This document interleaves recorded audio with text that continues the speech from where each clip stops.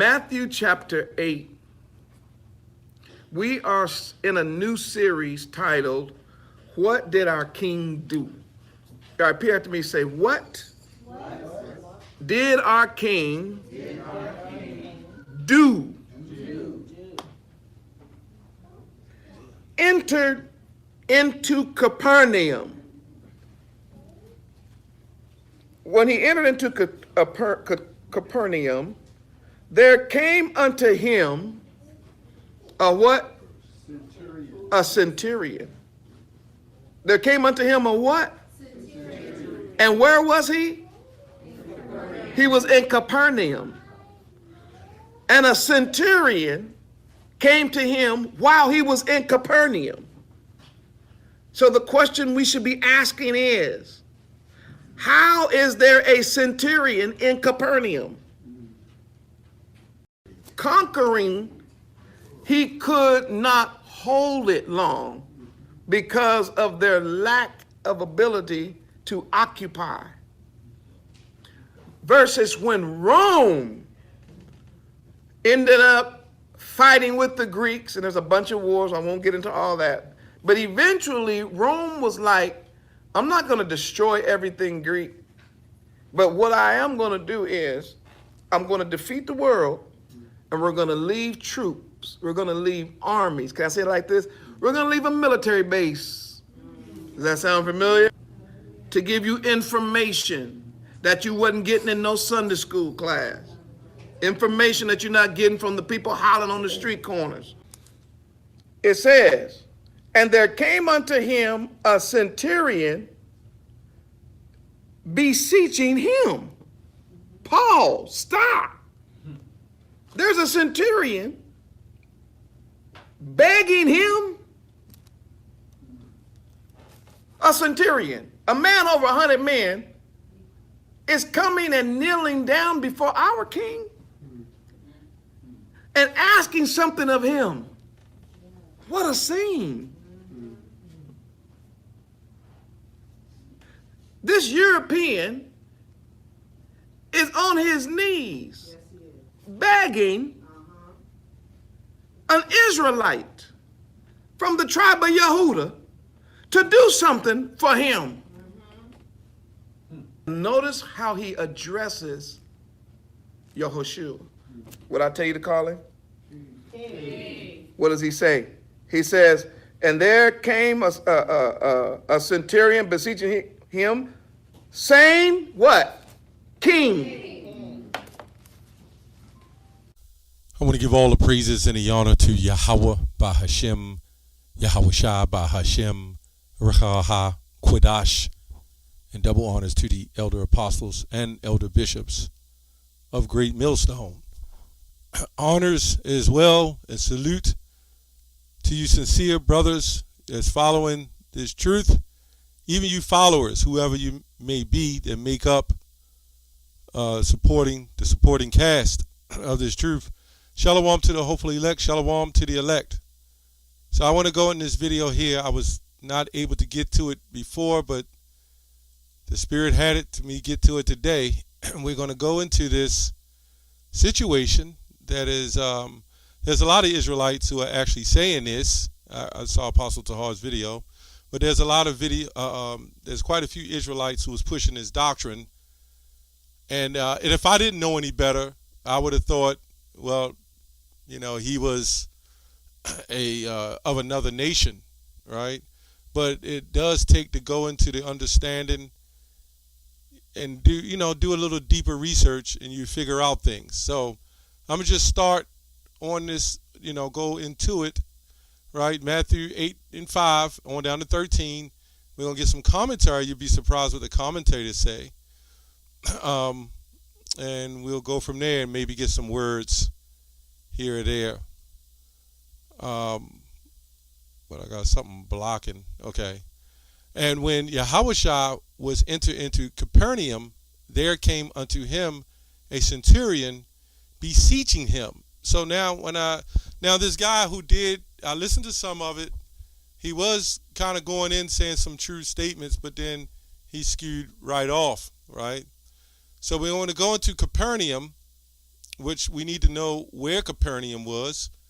It says here, Capernaum, modern-day Kiefer, Najim, ancient city on the northwestern shore of the Sea of Galilee, Israel. It was YAHAWASHI's second home, and during the period of his life, a garrison town, right, and administrative center and custom station, right? So you had provinces set up, and this is what the Roman Empire, the Roman army did, right? Set up garrisons, and stations, kind of like the military, would do today. You would have embassies and stations and so forth and so on. So anyway, we're going to go back to Matthew 8, and it says, and saying, Lord, which we have to understand what Lord means in the scriptures. Well, and anybody don't know, let me go back here. Okay, we're going to get to that next. Anybody don't know what a centurion is, but Lord is, let me see, to whom a person or thing belongs, right, about which he has power deciding master, Lord, to possessor and disposer of a thing, the owner, one who has control of the person, the master. Okay, in the state, sovereign prince, chief, the Roman emperor. Okay, a Lord, a title given to the Messiah, a king, Lord, leader. Get to the point. They said, here lies the King of the Jews. So that's another hint. But I'm going here, and it says, and saying, Lord, my servant lieth at home sick. Now, in the older translations, I checked that out. It basically said a child. I don't know, these translations differ. Sick with the palsy. It was someone's. I'm not sure, someone he knew, a widow or something's child or something like that. But anyway, it was his servant, lieth home sick with the palsy, grievous and tormented. And Yahawashi said unto him, I will come and heal him. Right? The centurion answered and said, Lord, I am not worthy that thou shouldest come under my roof, but speak the word only, and my servant shall be healed. Now, this is a man that is, he's a centurion in the Roman army, and the centurion, when you look up centurion, let me look up and see what it says. It says the officer of the Roman army, but when you go on down, it says the captain of 100 men. So it's probable that not just him, but it may have been other Israelite men with him, right? Because you know how Jake rolls together.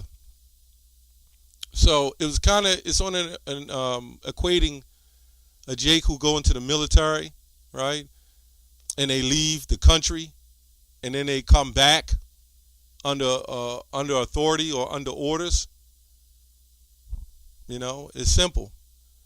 The centurion answered and said, Lord, I am not worthy that thou shouldest come under my roof, but speak the word only, my servant shall be healed. For I am a man under authority, right, having soldiers under me. And I say to this man, go, and he goeth, and to another, come, and he cometh. And to my servant, do this, and he doeth it. Right, so he's saying that, hey, he has some form of power, over men.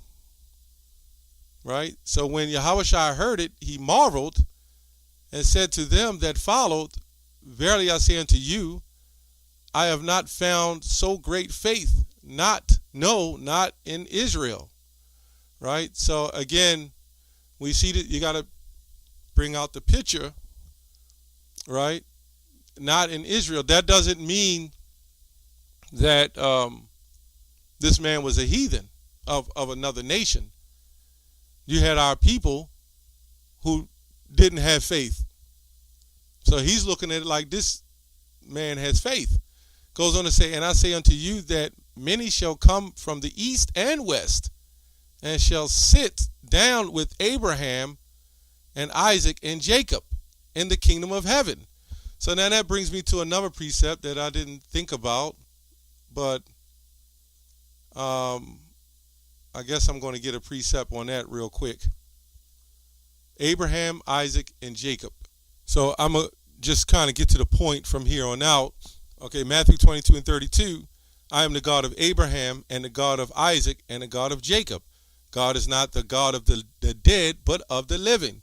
So clearly, from the seed of Abraham, Isaac, and Jacob, you had the 12 tribes of the Israelites. So he says he's not the God of the dead, but of the living. So he's calling the Israelites of the living, right? That's what he's calling them, of the living.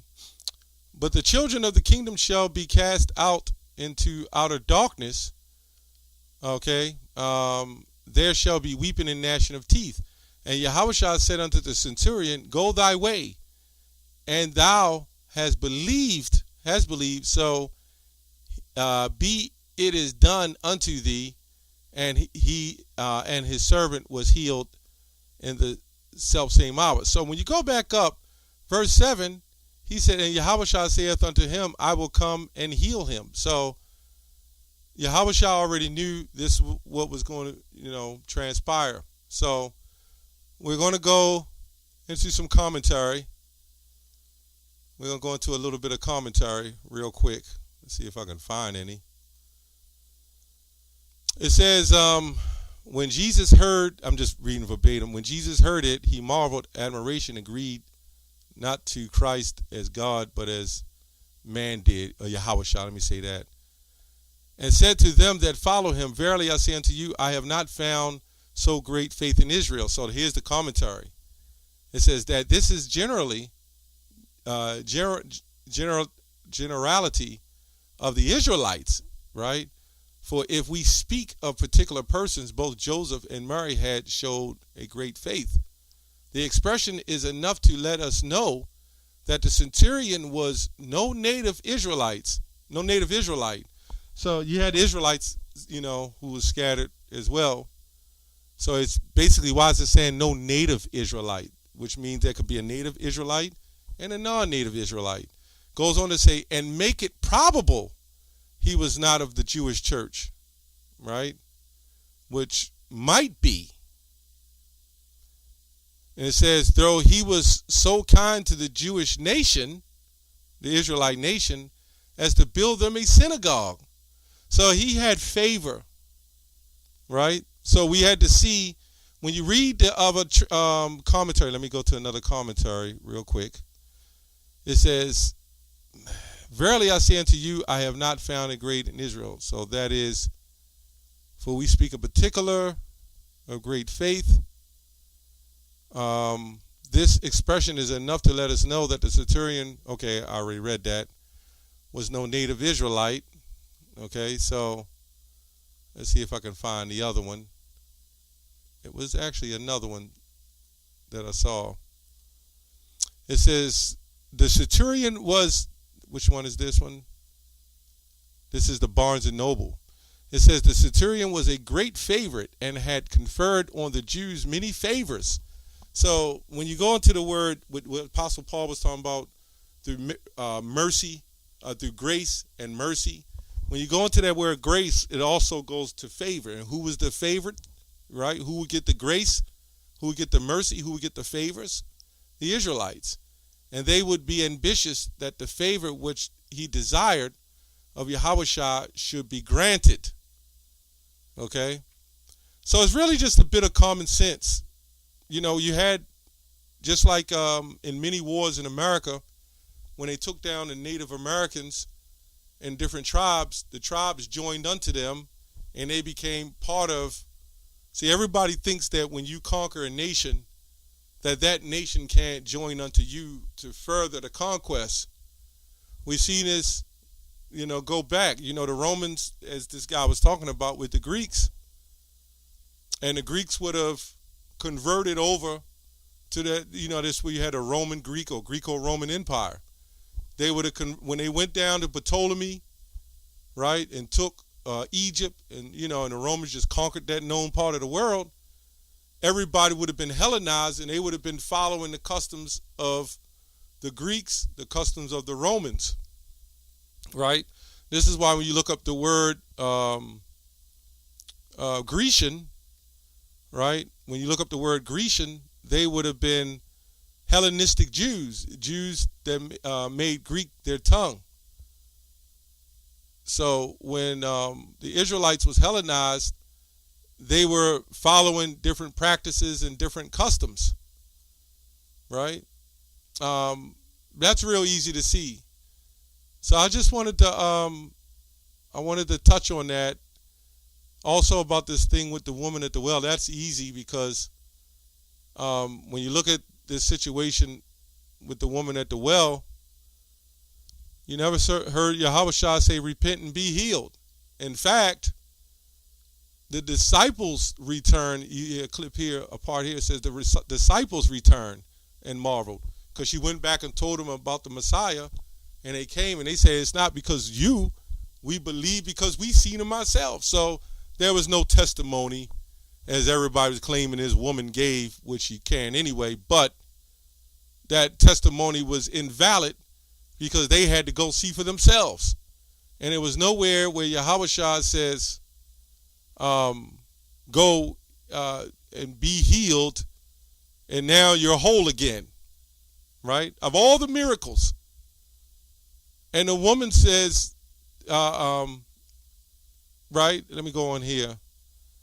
So when the Samaritans would come unto him, they besought him, he would tarry with them, and he abode 3 days, 2 days.